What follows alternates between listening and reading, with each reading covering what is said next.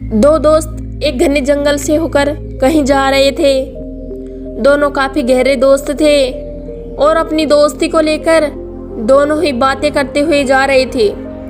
जंगल बहुत ही घना था, तो उनमें से एक दोस्त डर रहा था, लेकिन उसके साथ मित्र ने कहा कि मेरे होते हुए तुम्हें डरने की कोई ज़रूरत नहीं, मैं तो तुम्हारा सच्चा और अच्छा मित्र हूँ। इतने में ही सामने से बहुत ही बड़ा भालू उन्हें नजर आया। जो दोस्त कह रहा था कि मैं अच्छा मित्र हूँ, वो भालू को देखते ही भाग खड़ा हुआ। दूसरा मित्र कहता है कि मुझे छोड़कर मत जाओ, लेकिन वो भागते हुए एक पेड़ पर चढ़ गया। यह देखकर उसका मित्र और भी डर गया, क्योंकि वो पेड़ पर चढ़ना नहीं जानता था। इतने में वो भालू को और भी नजदीक आ गया था।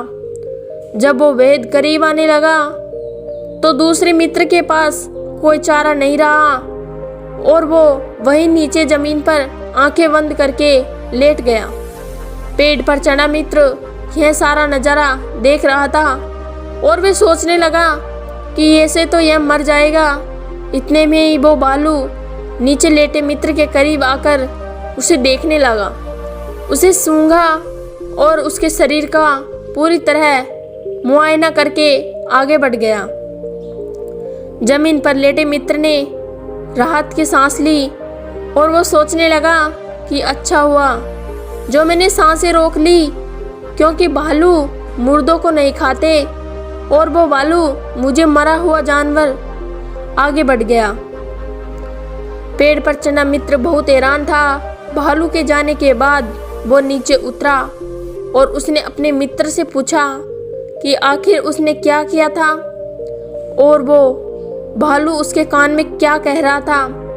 मुर्दा होने का नाटक कर रहे मित्र ने कहा कि भालू ने मेरे कान में कहा कि बुरे वक्त में ही सही दोस्तों की पहचान होती है, इसीलिए कभी भी ऐसे दोस्तों के साथ मत रहो जो बुरा समय देखकर तुम्हें अकेले छोड़कर भाग जाए और जो वक्त पर काम ही न आए।